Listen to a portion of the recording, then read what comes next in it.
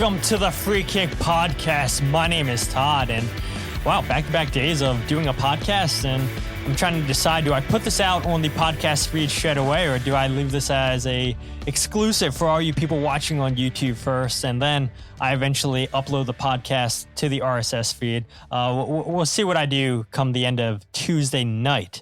But after the Philadelphia Union have fallen to Nashville SC over the weekend by a score of 3-1, they now turn their attention to St. Louis City for a first-time ever matchup between these two clubs.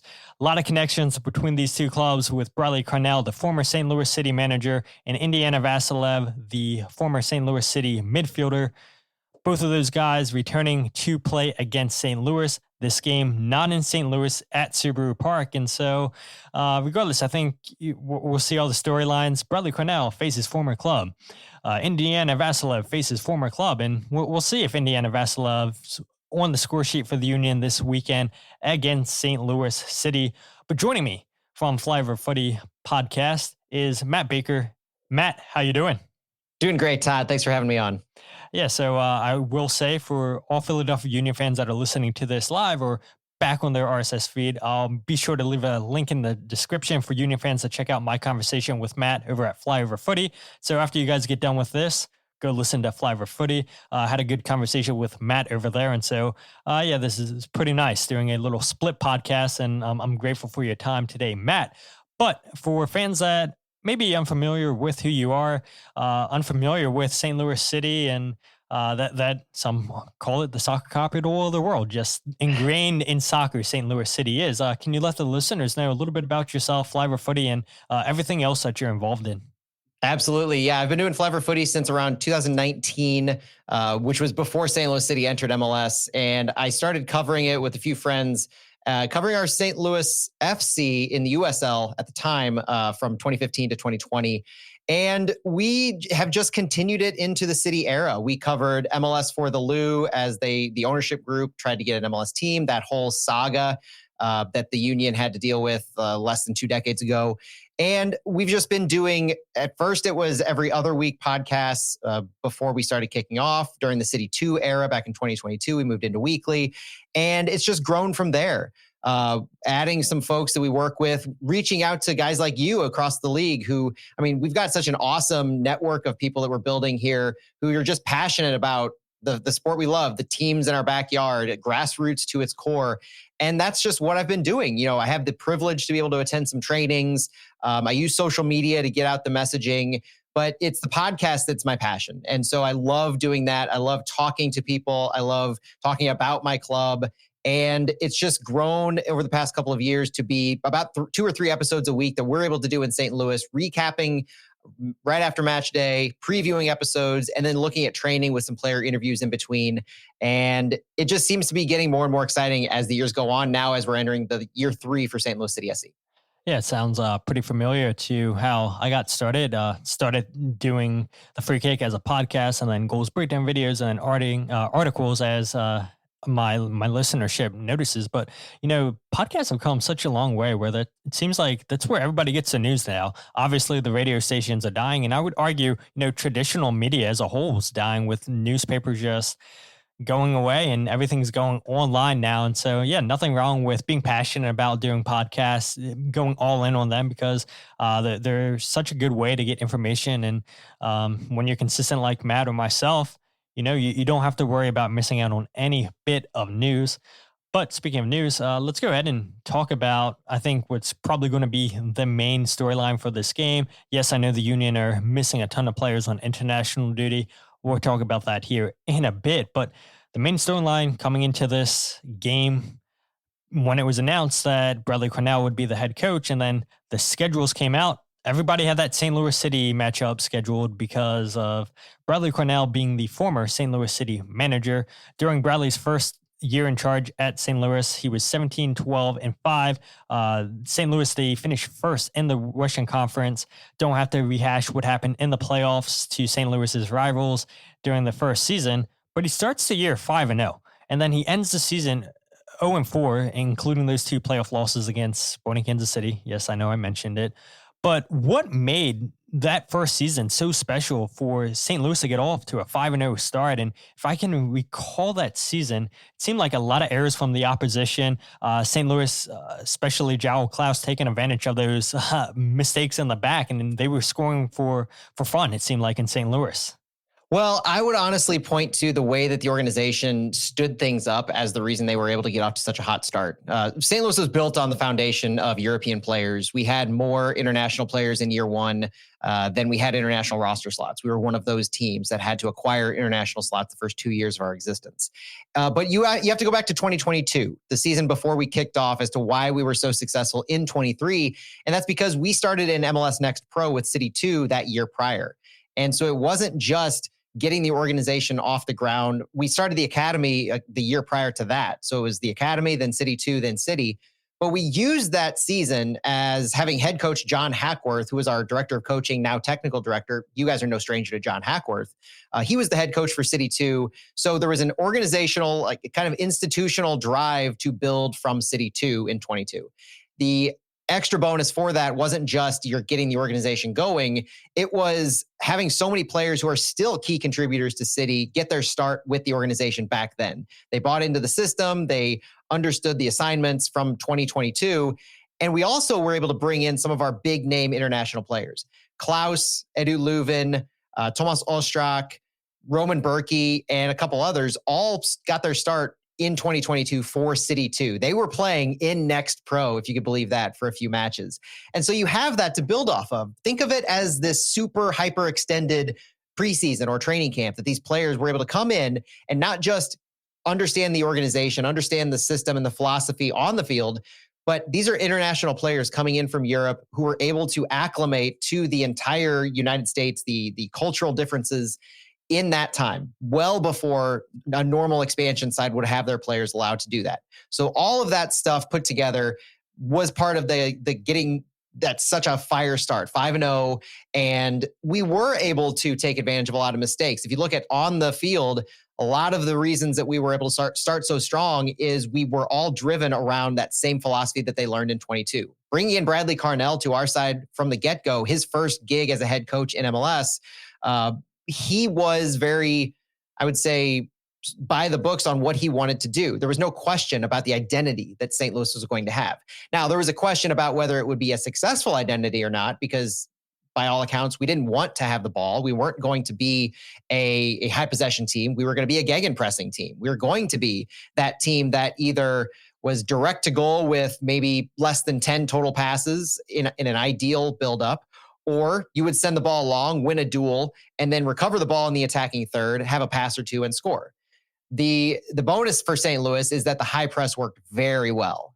We were able to take some of the opponents by surprise with the quality of our press so that we weren't needing to have possession. We didn't even want to take possession of the ball in our defensive third in those games in the early half of the season. And teams were seeing this for the first time.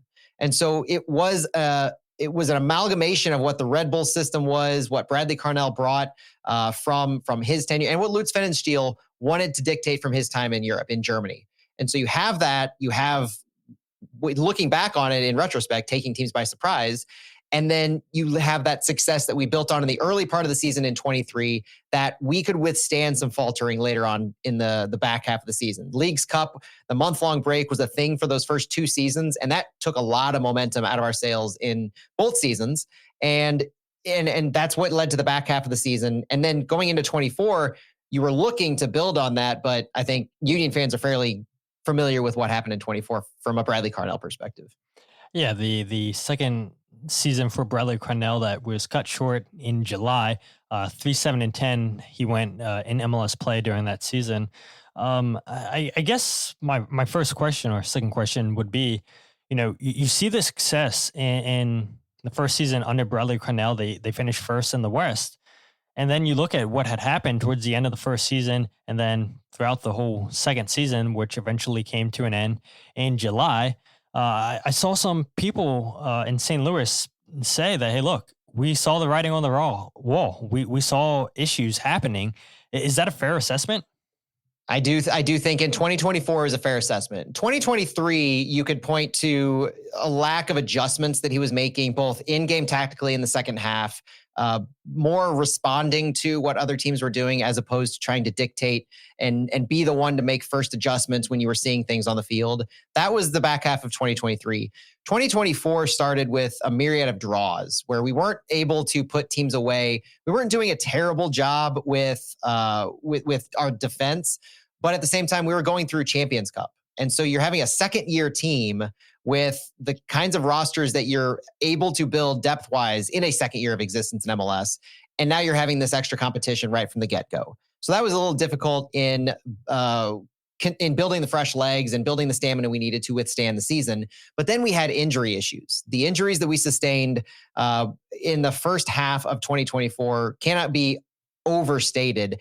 And Lutz Pfannenstiel doesn't like to put that as the reason that Bradley Carnell was fired, but I don't think you can look at the 2024 St. Louis City roster and say that any head coach, quality or not, had a great chance, a fighting chance at being successful, because there for a period of time in 2024, I want to say from May until when Carnell was fired in July, the fan base was checking their emails at noon every Saturday to see how many and which short-term call-ups we would be making from City 2, because there was every single week 2 to 4 short-term call-ups, and those players would be inserted into the starting 11 regularly. And it was a hold on for dear life scenario, because at that time we were hearing and we were seeing the signings that were occurring that we couldn't bring in until the summer window. Bradley Carnell even said at one point, we're just trying to bridge the gap between what we have now available and what we are going to get, because we know that's going to be quality and that's what we can build a team off of.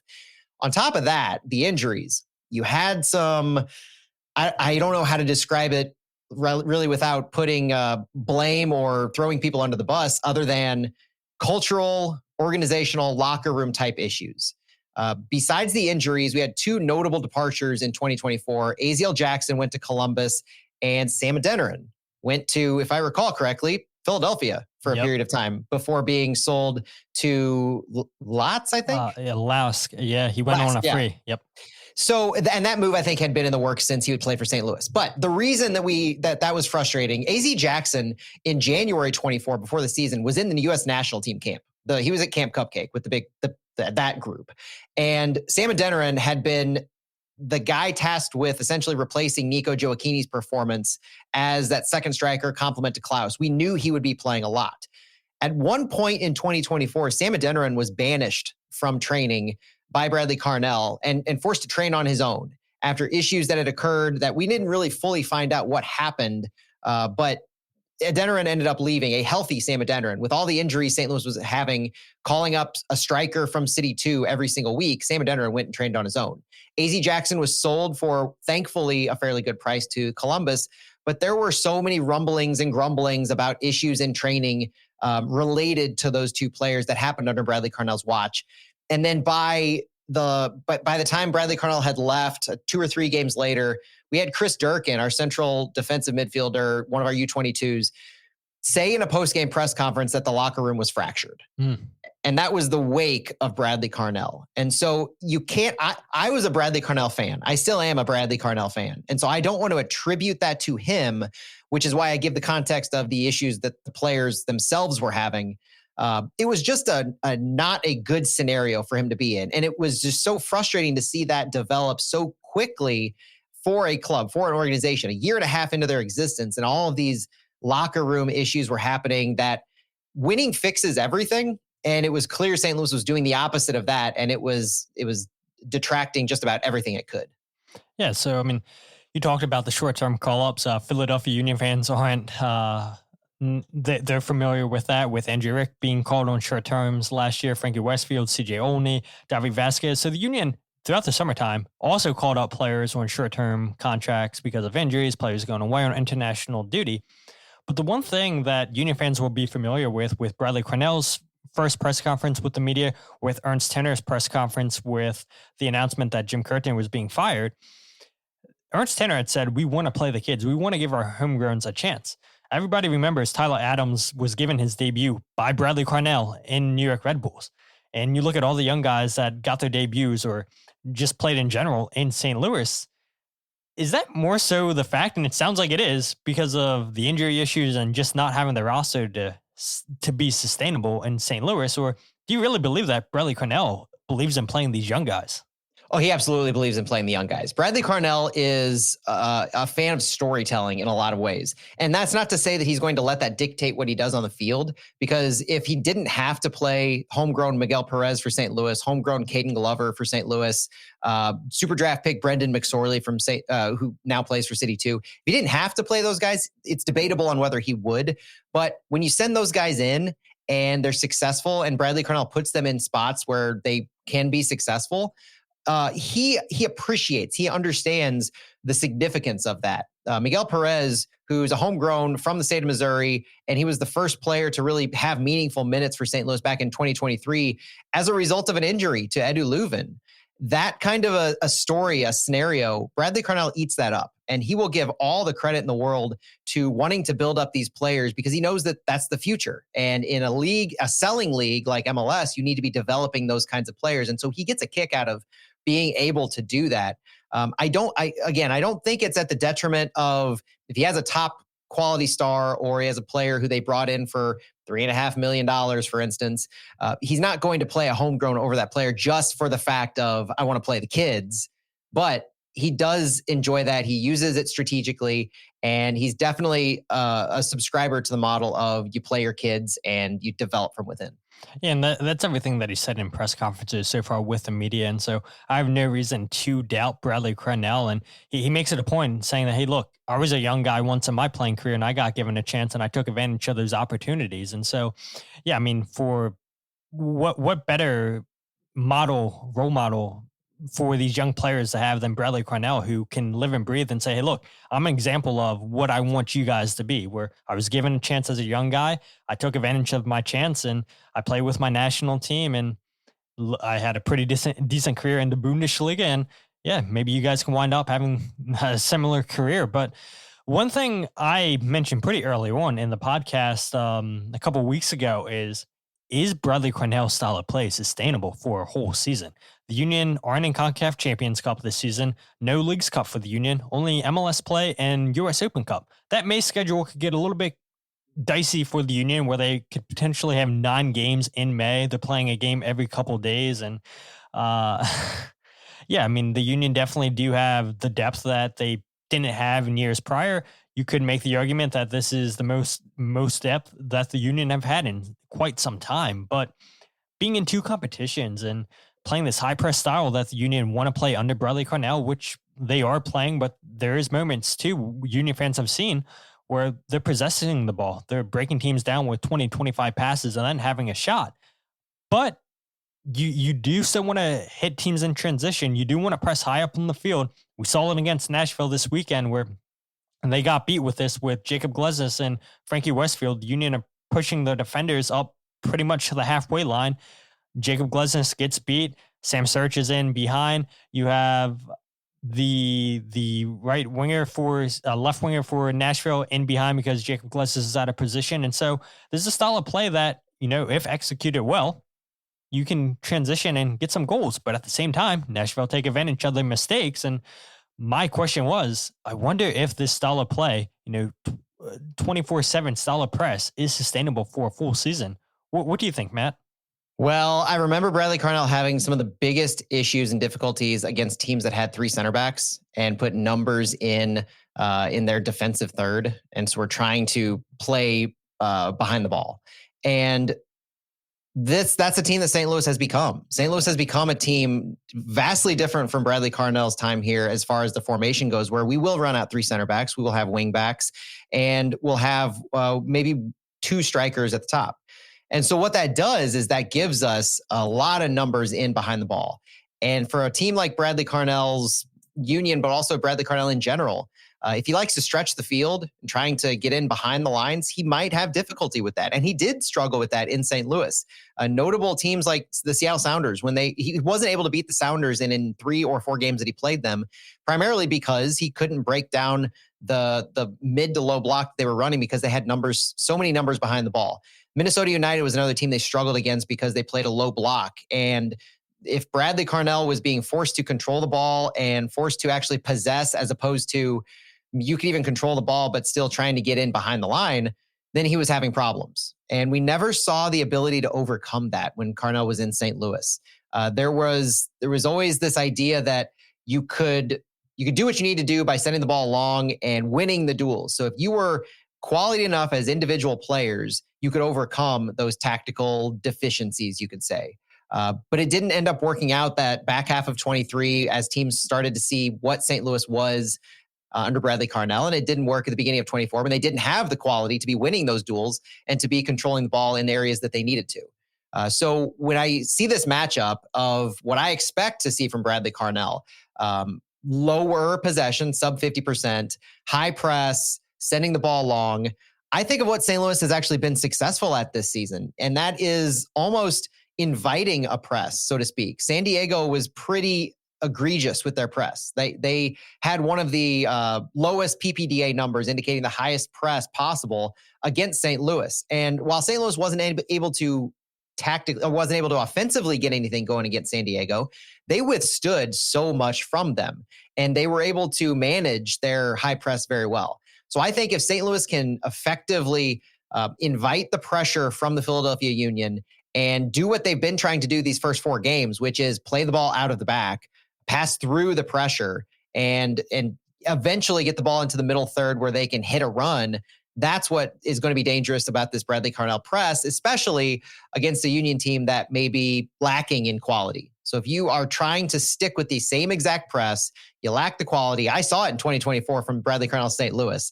It's not necessarily a recipe for success. So it's going to be interesting to see how he manages that. And if Olaf Melberg on the St. Louis side actually wants to invite the pressure as much as possible, not necessarily forcing Carnell to possess the ball, but just saying when St. Louis has the ball, invite the Union into those high press scenarios so that they can play the ball through them.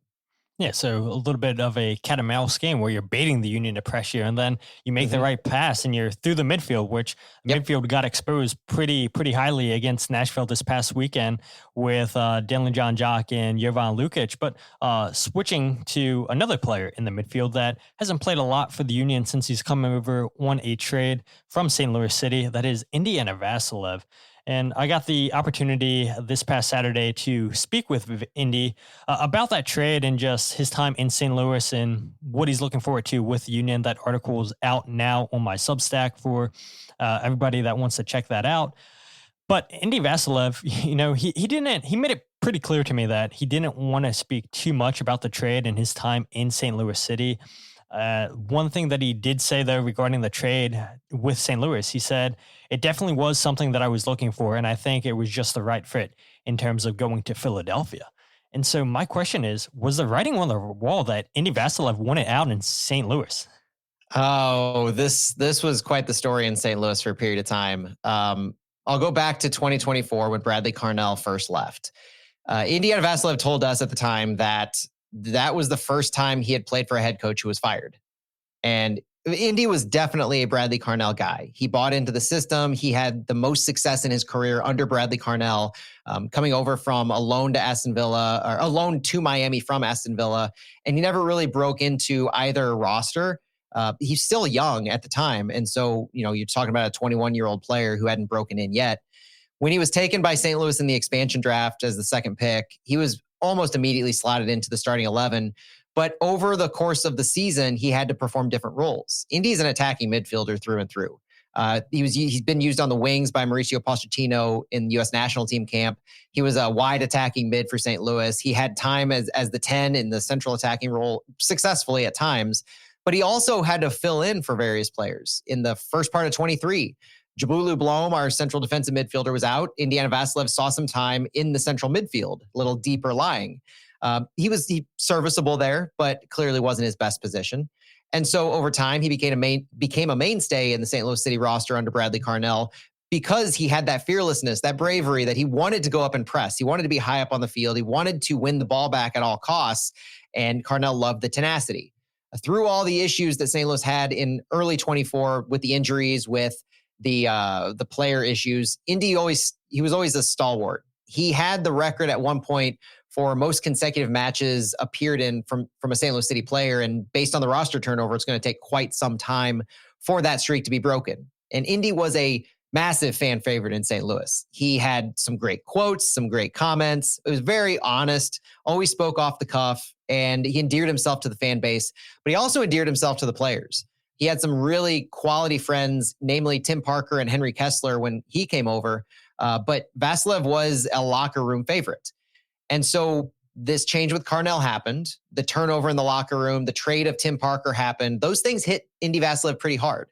But there was no indication in 2024 that there was ever a frustration about wanting to leave. And I think part of that is the fact that John Hackworth was the interim head coach for 2024. Indy played for Hackworth on the U.S. youth national team level. So there's a lot of familiarity, a lot of trust by Vassilev in John Hackworth and what he was able to do in 24. Vassilev was still bought into St. Louis. I think it was the hiring of Olaf Melberg, the change in tactics to go to a 3 center back look, and the bringing in of a lot of talent, because when you have that type of a head coaching change, we're seeing it in St. Louis, where some of the presumed depth chart isn't exactly working out as we anticipated because new coach sees things differently and wants to bring in and use different players that he's seeing. Indy kind of just found himself as the odd man out in a lot of ways in that regard. There are rumors in St. Louis, and I really caution these rumors, that Indy was asked to play a wingback position and didn't want to. Now, that's unsubstantiated, but that's the kind of thing that was going on in the St. Louis fan base, because we're noticing Vassilev wasn't getting playing time. And this was, again, like I mentioned, AZ Jackson earlier in 24, Indy's coming right off a U.S. national team camp where he's getting instruction from Mauricio Pochettino about where to play. He's getting instruction about playing time. Pochettino seems like he doesn't mind players playing in MLS, so that shouldn't be a concern at all. But playing time. So Indy's coming back to camp saying, I need minutes. I'm on the upward trajectory of my career. I want to pick up where I left off in 2024 for St. Louis and be playing this wide attacking role that I can then parlay into more appearances for the national team. That's the right attitude to have as a player. You want to have those minutes. You want to be in the starting 11, and you want to be playing the position that is coveted by not just yourself as your best spot, but as the national team coach. All these things are fine and great, and Indy should be doing these. But the problem was when he came back to St. Louis, he was coming back to 3 center backs, 2 wing backs, 2 central midfielders, 1 attacking 10, and 2 strikers. And the positions I've been describing Indiana Vassilev playing aren't that. And the problem also is you have some of these positions filled by designated player Marcel Hartl at the number 10. So that attacking midfielder spot is taken. Indy's not going to usurp Marcel Hartl. Wing back role, Indy's never really played wing back very well, or not very well. He's just never played wing back. And so there's a lot that goes into being asked to play a different position if that is what he was asked to do. But also just looking now, St. Louis has Thomas Totland on the right side, who's a quality right wing back that I don't think was going anywhere. And they ended up signing right alongside the Indiana Vassilev trade before that, Conrad Wallem, who took the left wing back spot and has had that. And so we're seeing more numbers game issues for Indy. And in preseason, he was we don't know where he's going to fit into this lineup. And that's what ended up, I think, playing into it's time for a move. It's time for a change because you have the coaching change, you have the formation change, you have all these other players coming in, and you need to be in a place where you're going to get minutes because you think you're quality. I think he's quality. And the national team coach probably told him he needs minutes if he wants to appear for the national team again. And then Taylor Twellman had a somewhat infamous, at least in St. Louis, tweet after the trade, kind of to that point that Vassilev had told players in the locker room he wanted out.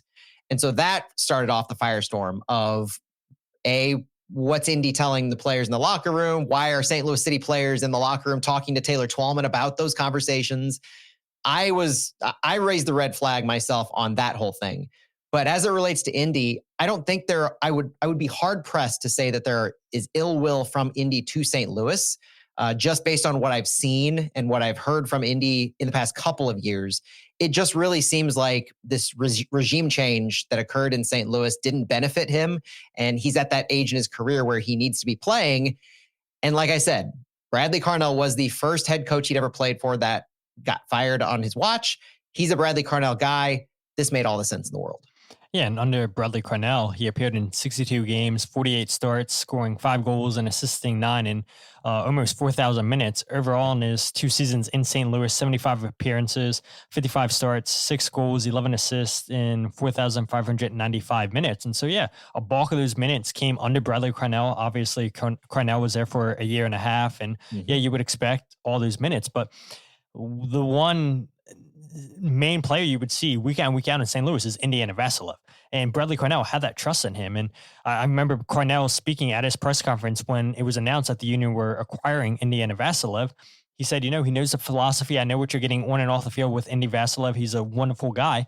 And talking to Indy Vassilev this past weekend, said the same things about Bradley Carnell. And so it seems to be a massive respect between the two guys. And Bradley Carnell gets a guy who he knows that will go and die on the field for him if he's asked to go and do that. And so Bradley Carnell gets a player that's familiar with his system, a player that, asked to play in whatever role is asked, and he'll do it and no questions asked. And I asked Andy, what do you see your best role as? And he said exactly that. He's like, yeah, I'll play wherever I'm asked to play. And I think he's just really happy to be reunited once again with Bradley Carnell. And like you had mentioned, into a team where he'll definitely get minutes played. And funny enough, he had a lot of positive things to say about Pochettino and the coaching staff, saying that it was a wonderful experience there in the January camp, making his debut against Venezuela, making the start against Costa Rica. But yeah, I mean, the Union get a player that has MLS experience, a player that Bradley Carnell trusts, and a player that, came off the bench against Nashville and looked to be one of the best players for the Union in the game, where majority of the players on that field for the Union were pretty poor on the day against Nashville. And so just listening to you talk about Indiana Vassilev, I know you said that he's a favorite in that locker room. He's a favorite of the fan base, but it sounds like overall too, you would say his time in St. Louis was pretty well. Yeah, he wasn't a goal scorer. He didn't have as many goal contributions as you would hope for a mainstay in your starting lineup. But as far as what he did off the ball, what he did to facilitate for others, and his willingness to just be a part of that high pressing system, he did everything that was asked of him. It wasn't his job to finish goals. We had other players, Klaus, Nico Gioacchini, Sam Adeniran, other players who were tasked with that kind of responsibility. What he was asked to do on the field, he did in spades. And I think that's what we were missing when we saw that he was being traded, in addition to just being a fan favorite. Yeah, it makes total sense to me. But going over and looking at the offseason that St. Louis City had, you could say it was maybe a busy transfer window, but I would say a lack of a transfer window, only bringing in 4 players and Timo Bromgardel, Conrad Wallum, Alfredo Morales, the former New York City midfielder, and then Joey Zielinski, the super draft pick. And then about 5 or 6 players, I think, left the club, but not a massive turnover for St. Louis City this past offseason. No, and a lot of the players that left were depth pieces who didn't see a whole lot of time. Notably, John Klein, who he signed to a contract. He's not a homegrown, but he's went to St. Louis University here. He was probably the fan favorite who left in the offseason, but we didn't have a whole lot of exits that were game changers. We signed a couple players late. So Joey Zielinski, the second round super draft pick, he was signed late in training camp. And Alfredo Morales was a trialist. He was the first trialist signed in the history of St. Louis, who we were watching at Coachella, and it was a kind of a guessing game, a mystery of who is this guy who's out there now. And it didn't take long for our internet sleuths to find that it was Alfredo Morales because of the hair, notably. But also it was surprising because of his age that he was brought in. And I think he might be the oldest player on the St. Louis City roster at this point.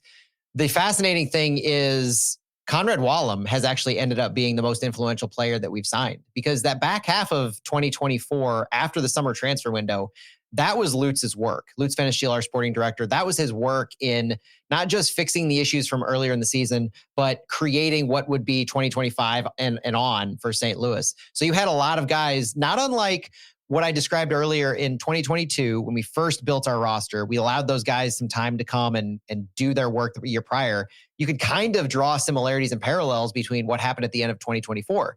The season was lost, essentially, as far as making the playoffs go. So you bring these guys in, you start their contracts, you get them acclimated, you get them minutes together, they play 9 or 10 games together, and you see what a Cedric Teuchert, what a Marcel Hartl can do alongside of Simon Betcher, and you have Klaus up front. Like, that's our attacking core.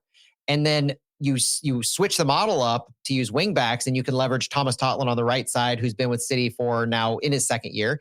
And then you bring Conrad Wallem. And that's why I say Conrad Wallem might be the most influential, because at left wing back, you can argue St. Louis didn't have a ready-made left wing back on our roster before him. Now he's only on loan with an option to buy. And my understanding is because of that loan, he's off. Like Lutz Pfannenstiel has talked up Conrad Wallem a lot in his versatility, saying that he can play in the midfield positions, he can play right wing back. But I think getting him on loan was kind of a coup, because I don't know if we would have been able to get him otherwise. And it provides stability on that left side, or now potentially on the right wing back side with Totland out. Timo Baumgartel is a fascinating one. He hasn't had many minutes this season, but he also, before he appeared in MLS last week, or the week before for the first time, he hadn't played a professional match since August 2024.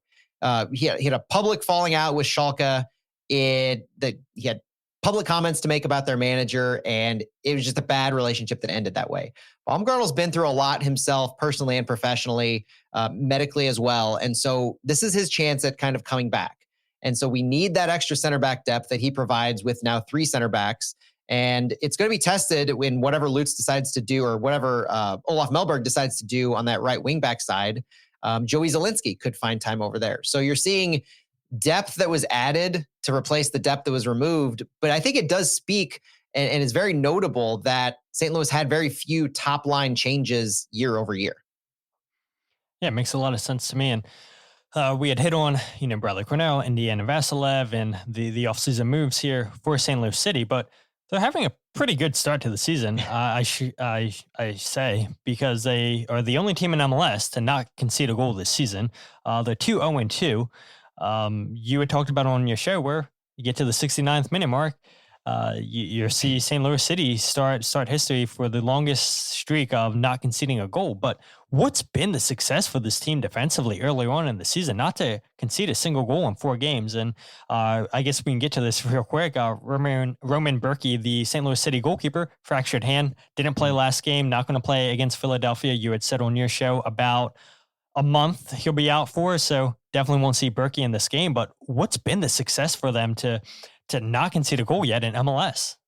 Well, having so many players so early in camp, having Olaf Melberg being signed in December helped. So he wasn't a late addition. And when you're implementing a different philosophy, a different style, that they still want to be a pressing system, but it's more muted. They still want to play direct to goal, but they're willing to possess. All of those changes have been in place for the entirety of training camp with players who are higher quality than St. Louis has had. So you're implementing this with players who Olaf knows he can get the most out of. One of the more notable things that Olaf Melberg brings to this position is his history as a center back, both for Aston Villa and for the Sweden national team. He played along Zlatan Ibrahimovic, those kinds of massive, high quality players that he's played along. He has that high captaincy of Aston Villa and Sweden. So he's bringing that high level center back knowledge. And that's one thing that all of our center backs have said has been very beneficial is you have a coach who knows and is able to coach a very specific way for your position. And you could argue that at least defensively, center back is the most important position for St. Louis because of the volume they have back there. But also we had so many holes in our center back position last season, holding a high line. Tim Parker and Kyle Hebert or Joachim Nilsson were exposed so many times on counterattacks because their lines were just being broken through like Swiss cheese. And this year, Olaf has implemented a much sturdier back line. That 5 in the back when we're against the ball, and then 3 in the back when we're on the attack. Henry Kessler is my center back of the year so far. And I'm not just saying that as a homer. I'm saying that as a player who's watched him lead this line. And I would credit him as primarily responsible alongside Roman Berkey for the 4 straight clean sheets. He's captaining the back line. He's staying in behind them whenever he needs to, but he's reading the field so well. And I think the instruction from Olaf Melberg is the reason for that. And there's been a fair amount of consistency. Jonas Horn, who's also on loan from Germany, on the left center back side. Kyle Hebert has played regularly. You have Timo Baumgartel. You have Joachim Nilsson, former Sweden center back as well. So the quality is there, and we have depth that Olaf has been willing to use the depth at center back. So he swaps out center backs at a much quicker pace than Bradley Carnell had when he was here. So you're getting fresh legs in as well. And the tactical changes that Olaf has implemented have allowed us to remain strong defensively because we're not being gassed in the second half. He's taken Edu Leuven out just about every single game in the 60, 65th minute.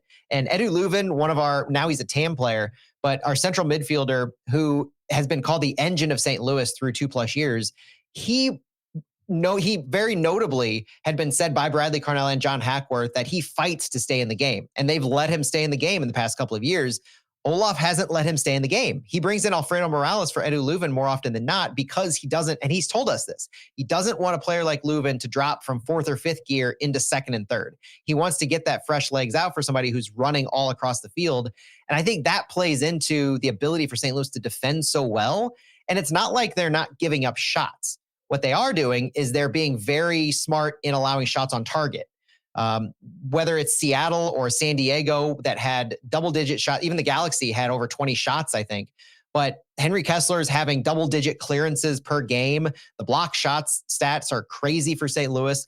The defense is doing what they need to do to prevent the ball getting from the person with the ball on the opposition to the goalkeeper. And Roman Berkey having 8 saves against the Galaxy was notable because that was the first time where he had faced that many shots. He had 1 or 2 shots on target from Colorado and San Diego. And that is par for the course for what St. Louis is doing. What they did against Seattle, 1 shot on target for Ben Lund. That's what St. Louis is going to be looking to do against Philadelphia, is limit the actual involvement from the keeper in facing the shots on target. And you brought up, it's like you're seeing my show notes. I mean, it is so notable to me that, yes, St. Louis have given up a ton of shots, 4th most in the league, 55, but they're tied for the second fewest shots on target, 10. And looking at that and listening to you speak about how, they get out and clear shots, they block shots, it sounds like, this is a team that's forcing teams to take bad shots, and the defenders and midfielders are in the right position to really cut out any dangerous shots.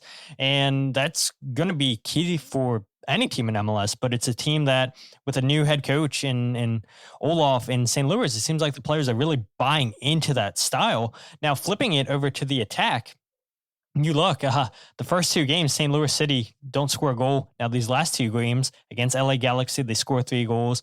This last game, they go out and score 1 goal against Seattle. I guess this is 2 questions into one.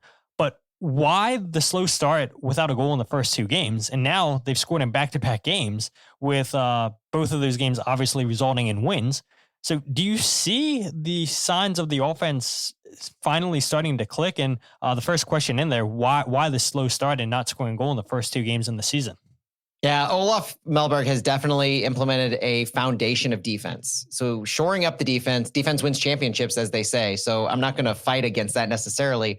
But there has been, in this shift to 3 center backs and using the wing backs in the attack, there has been issues in creating chances and how we progress the ball. Olaf's notably said that he doesn't believe we have the quality to play on the ball like a San Diego or a Galaxy or Seattle yet, but he wants to get us there. And so while we're not able to do that, it's trying to kind of pick your battles as we use the wing backs to progress the ball up the field, as our defensive midfielder, Edu Leuven, is trying to direct the ball forward. And the change in personnel has been notable to me too, because you could tell Olaf is still trying to figure out who works best in this style, whose qualities work best with all the other players in what we're trying to do up the field. He's had games where he started Klaus and Betcher. He started Betcher and Toyshirt. He started Klaus and Toyshirt. This past game, he started Cedric Toyshirt up top by himself with arguably 3 midfielders underneath him, Akil Watts, Marcel Hartl, and Chris Durkin. And so we're still trying to figure out how to progress the ball as much as we are who we want to be the ones progressing the ball to, while we have that foundation built on our back line. The game against Seattle where we won 1-0 was won because of a free kick from Edu Leuven. So we're also starting to see taking advantage of those opportunities where Seattle's Jackson Reagan had a yellow card because he fell on the ball and grabbed it with his arms. And so they shot themselves in the foot right there, gave us a free kick. We scored on it. That was the difference maker. Before that, the Galaxy had a few really good builds, but also the Galaxy were massively injured and dealing with depth problems of their own. So St. Louis kind of exposed what they were doing in trying to possess the ball. I think St. Louis has a lot to build off of, but they're definitely still trying to find their identity in the attack. Yeah, absolutely. And as we get ready to wrap up the show, the last bit in talking points that I want to hit on is injury updates for St. Louis City. Union fans that aren't listening to this live, we're recording this podcast on a Tuesday evening or approaching the evening here. And so we haven't heard from Bradley Carnell in his pregame press conference. So we're not sure what the update is on Jan Glavinovic. And so Bradley did say after the game that if we needed to, he could have potentially played, but we wanted to get him some more fitness and everything. And the good thing is Union didn't need to make any decision until a couple of days before the St. Louis game. And so we'll see where Jan is defensively, physically, and can he play a full 90 minutes? Because the Union are going to need that with Oluwatu Makanya picking up that red card against Nashville. Then we know a whole bunch of players leaving on international duty. Andre Blake, Ty Baribo, Daniel Gazdag, Denley John Jock, Jesus Bueno, who was a shock, I think, for many, and then Frankie Westfield and Neil Pierre. And so Union missing a lot of players for this game against St. Louis. But look, it's an opportunity for some of those young homegrown players to take advantage of a spot on the bench and maybe even a spot in the starting 11. Indiana Vassilev, I know Michael had said at the beginning, hopefully Indy in for Gazdag. I agree with you there, Michael, that he should be one of those 210s with Daniel Gazdag. With Quinn Sullivan, but I don't know. Does Bradley Carnell do the unthinkable? Kevin Sullivan scores a goal last night for the Union. Did we see both Sullivan brothers start this weekend against St. Louis City? That would definitely take the headlines from Bradley Carnell faces former team to both Sullivan's brothers start against St. Louis City. And MLS would love that. And maybe that's something that he does. But any injury updates for St. Louis City? I know I had mentioned Roman Berkey. No players going away on international duty either for the club? No, for better or for worse, St. Louis doesn't have any players who are called up. I think a lot of our top tier guys are past their prime when it comes to national team. Berkey is going to miss the next month with a fracture in his hand. Thankfully, he doesn't need surgery for anybody in Philadelphia that cares about that. Thomas Totland, our right wing back, is also going to miss the game. He pulled his hamstring. I think I mentioned that. And everybody else at least should be healthy or fit as of the recording of this. Conrad Wallum had missed training on Tuesday. I talked him up as our left wing back. He missed training on Tuesday, just load management. He should be ready to go as he ramps up time. And thankfully, so far, nobody else is hurt for St. Louis.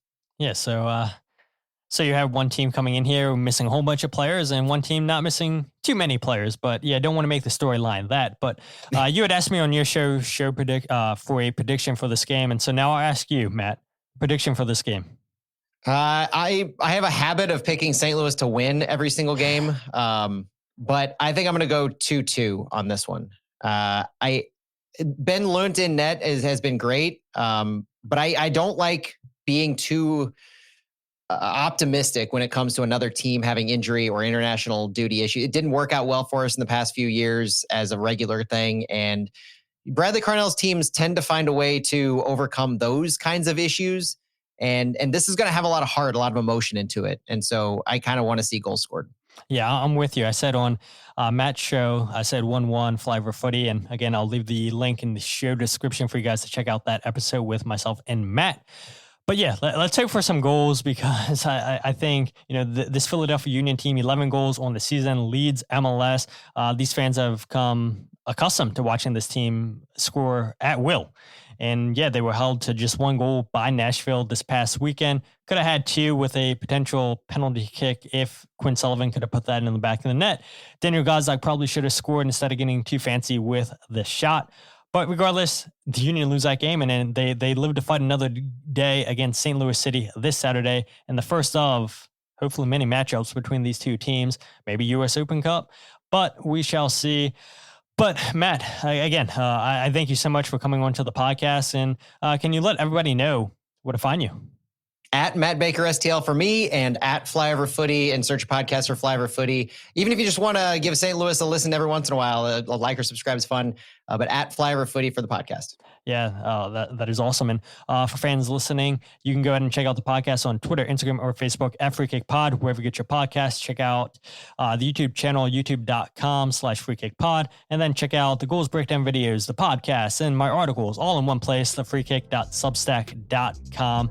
But yeah, let's hope for goals this weekend. Let's not use the excuse, Union fans, that, hey, we lost this game against St. Louis because we were missing X amount of players. No excuses. So we'll see, and hopefully we're treated to fantastic soccer here this Saturday. But until then, my name is Todd, and this is the Free Kick Podcast.